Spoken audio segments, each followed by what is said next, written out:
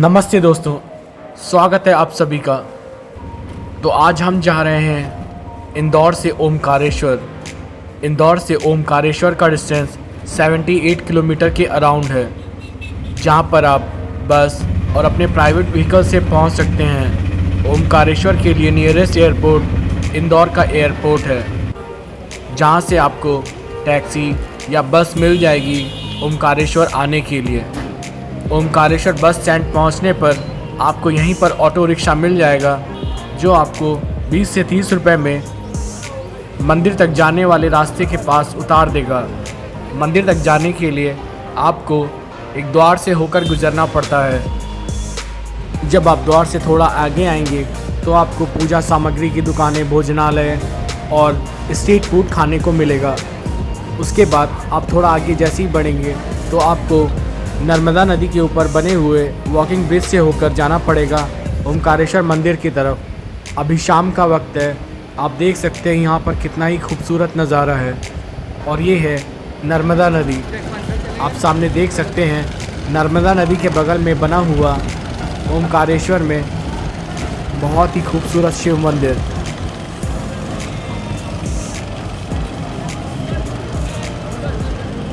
हर हर महादेव।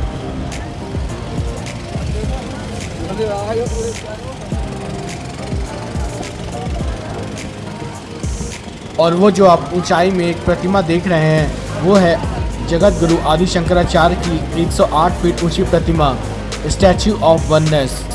12 वर्ष की आयु में ही ओमकारेश्वर से ही अखंड भारत में वेदांत के लोकव्यापीकरण के लिए इन्होंने यहाँ से प्रस्थान किया था। इसलिए ओमकारेश्वर के मंदाता पर्वत पर 12 वर्ष के आचार्य शंकर की प्रतिमा भी स्थापित की गई है।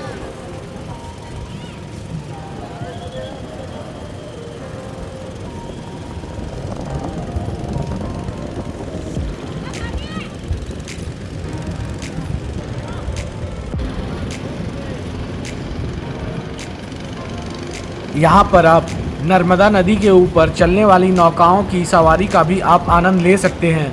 आप सामने ही डैम और मंदिर भी देख सकते हैं। अभी है शाम का वक्त, इसलिए मौसम भी थोड़ा ठंडा था।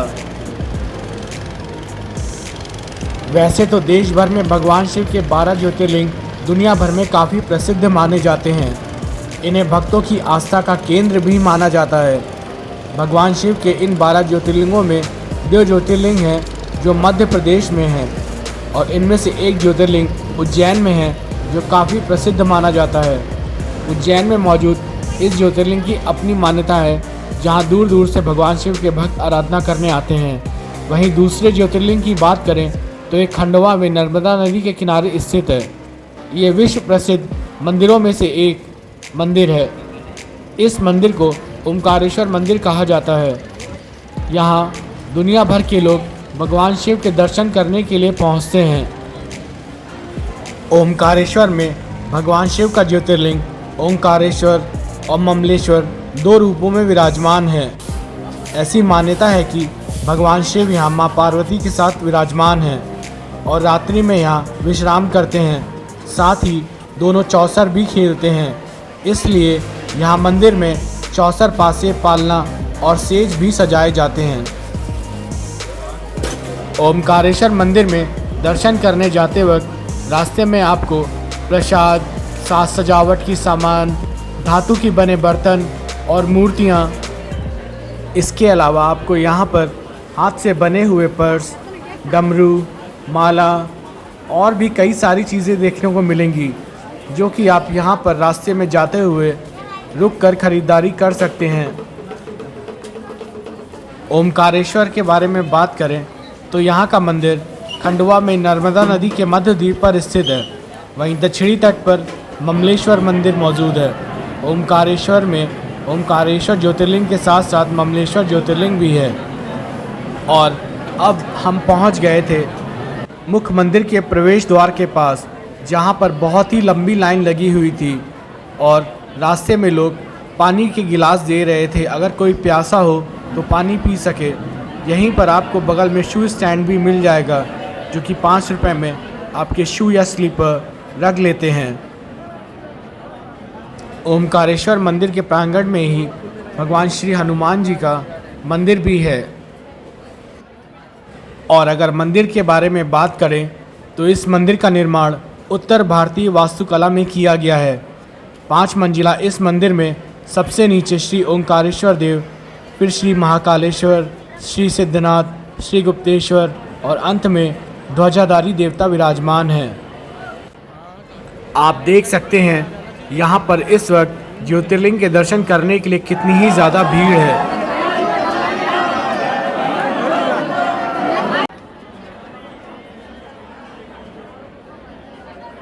मुझे मंदिर के अंदर तक जाने में 3 घंटे से भी ज़्यादा का वक्त लग गया था ज्योतिर्लिंग के दर्शन करने के लिए।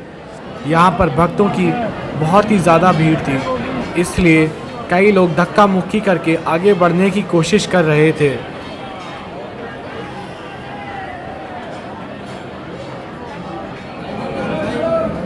मंदिर में अंदर जाते हुए रास्ते में आपको नंदी महाराज जी की मूर्ति भी दिखाई देगी।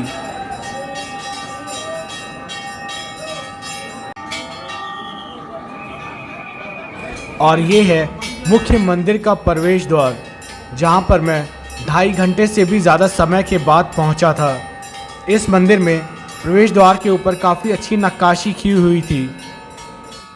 ज्योतिर्लिंगा के करीब पहुंचकर भक्तों की भीड़ काफ़ी उत्साहित हो गई थी, जिसकी वजह से काफ़ी ज़्यादा धक्का मुक्की होने लगी थी।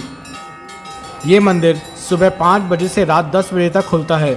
दर्शन का समय सुबह 5 बजे से दोपहर 3 बजे तक और शाम 4 बजे से रात 10 बजे तक है। आरती का समय सुबह 5 बजे से 5:30 बजे तक और शाम की आरती का समय 8:30 से 9:05 बजे तक है। जलाभिषेक सुबह 5:30 बजे से दोपहर 12:30 तक किया जाता है। और फिर मंदिर में ज्योतिर्लिंग के दर्शन करने के बाद मैं बाहर आ गया था और यहाँ से भक्तगण दर्शन करके बाहर को आ रहे थे। और फिर मंदिर में दर्शन कर मैं आ गया नीचे की तरफ। यहाँ से नर्मदा नदी और वॉकिंग ब्रिज कुछ इस तरह से दिखाई दे रहे थे। घर की लाइटों का प्रतिबिंब नदी पर पड़ रहा था।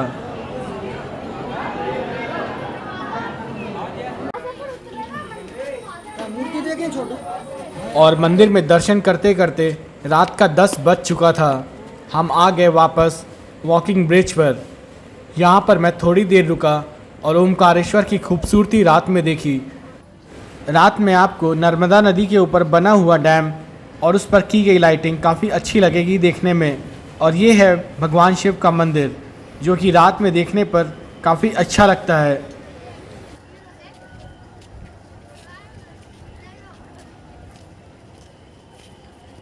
वहीं वॉकिंग ब्रिज के दूसरी तरफ घरों पर जलने वाली लाइटों का प्रतिबिंब नदी पर पड़ रहा था, जो कि देखने में काफ़ी अच्छा लग रहा था। और अब हम आ गए हैं बाहर की तरफ, जिस द्वार से होकर हम गए थे मंदिर में दर्शन करने के लिए। आपको यहीं पर काफ़ी सारे होटल देखने को मिल जाएंगे, जहां पर आप रुक कर खाना खा सकते हैं। मैंने भी यहीं पर बने हुए होटल में खाना खाया था।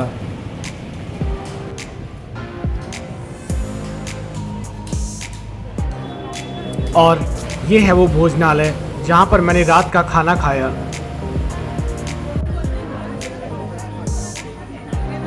खाना खाने और लस्सी पीने के बाद मैं चल दिया वापस रूम की तरफ। जब मैं आया था तो मैंने आते ही सबसे पहले रूम बुक कर लिया था। सबसे बड़ी दिक्कत ये है, अगर कोई सिंगल पर्सन रहने के लिए आ रहा है रूम पर, तो ये लोग इतनी ईजिली उसको रूम नहीं देते हैं। ये लोग कहते हैं कि लास्ट टाइम एक सिंगल पर्सन आया था, उसने आत्महत्या कर ली थी। तब से ये लोग सिंगल पर्सन को रूम देने में झिझकते हैं। बड़ी मुश्किल से मुझे एक होटल में रूम मिल गया। यहाँ पर इस रूम का किराया 1500 रुपये था। अगर आप एसी वाला रूम लेते हैं तो वो आपको 1500 से 2000 के बीच में पड़ेगा।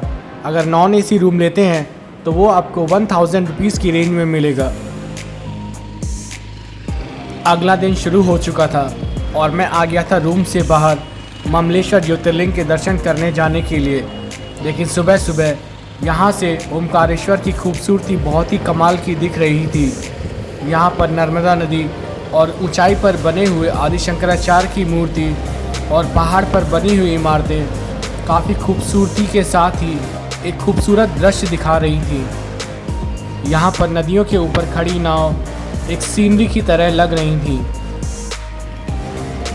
ममलेश्वर ज्योतिर्लिंग के दर्शन करने जाने के लिए आप चाहें तो बाई रोड भी जा सकते हैं, लेकिन मैंने सोचा मैं यहाँ पर बोट की सवारी करता हूँ, इसलिए मुझे एक घाट से दूसरे घाट पर जाना पड़ेगा नाव से, जो कि 50 रुपये लेती हैं एक घाट से दूसरे घाट पहुँचाने में।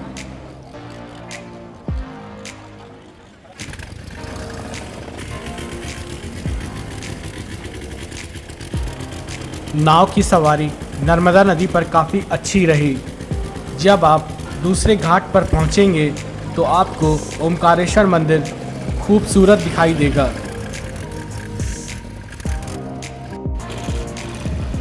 और दूसरे घाट पर पहुंचकर आपको सामने बहुत ही खूबसूरत नज़ारा दिखाई देगा। यहाँ पर आपको भगवान शिव का मंदिर, वॉकिंग ब्रिज और यहीं पर बना हुआ बांध भी दिखाई देगा। मैं कुछ देर यहीं पर रुका रहा।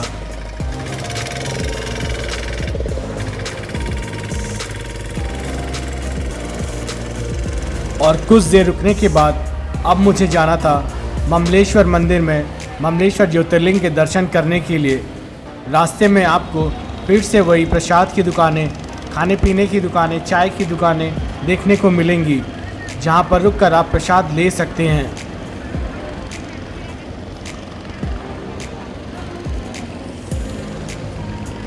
इस घाट से मंदिर का डिस्टेंस 200 से 300 मीटर के बीच में है, जहां पर आप वॉकिंग करते हुए जा सकते हैं। यहीं पर बीच में एक वॉकिंग ब्रिज और बना हुआ है। और कुछ देर चलने के बाद मैं पहुंच गया था ममलेश्वर ज्योतिर्लिंग मंदिर के द्वार पर। अब हम चल रहे हैं मंदिर के अंदर। विंध्य द्वारा पूजित लिंगम को देवताओं और ऋषियों के अनुरोध पर 2 भागों में विभाजित किया गया था। इनमें से एक लिंगम को ओमकारेश्वर के नाम से जाना जाता है, जो शिवपुरी पहाड़ियों पर ओमकारेश्वर मंदिर में मौजूद है। दूसरा लिंगम ममलेश्वर के नाम से जाना जाता है, जो कि नर्मदा नदी के विपरीत तट पर स्थित है।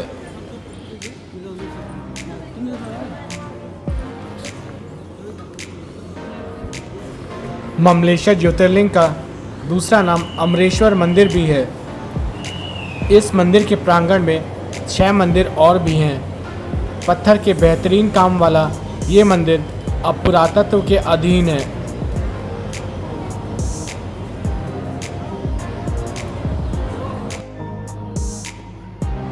और अब हम चल रहे हैं मंदिर के अंदर।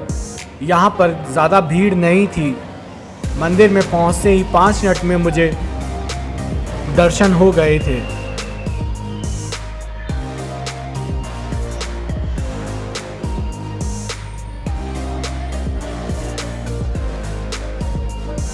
मंदिर के प्रांगण में भगवान शिव के गाने चल रहे थे, जो कि काफ़ी अच्छे लग रहे थे उस वक्त सुनने में।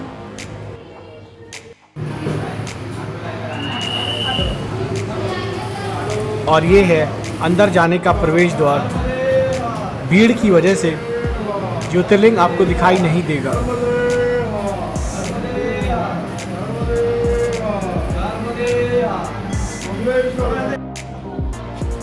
और अब मैं मंदिर में दर्शन कर आ गया था बाहर की तरफ।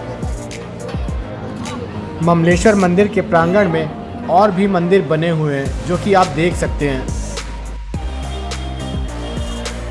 और अब मैं आ गया था वापस वॉकिंग ब्रिज पर, जिससे होकर मुझे जाना था मेन रोड की तरफ। ये वॉकिंग ब्रिज थोड़ी ऊंचाई पर बना हुआ है।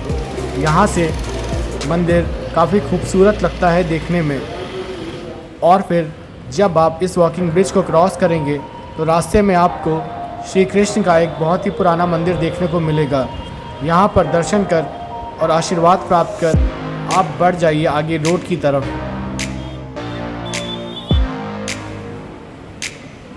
आपको यहीं से वापस बस स्टैंड जाने के लिए ऑटो मिलते हैं। और फिर होटल जाकर मैंने अपना बैग लिया और आ गया वापस टेम्पो स्टैंड की तरफ। यहाँ से टेम्पो लेकर मैं चल दिया वापस, क्योंकि अब मुझे जाना था वापस इंदौर। तो ये था ओमकारेश्वर, जहाँ पे आप दर्शन कर सकते हैं ओमकारेश्वर और ममलेश्वर ज्योतिर्लिंग के, और साथ ही साथ पवित्र नर्मदा नदी के भी आप दर्शन कर सकते हैं और उसमें नहा भी सकते हैं। यहाँ पर नौकाओं की सवारी भी काफ़ी शानदार है। तो बस आज के वीडियो में बस इतना ही।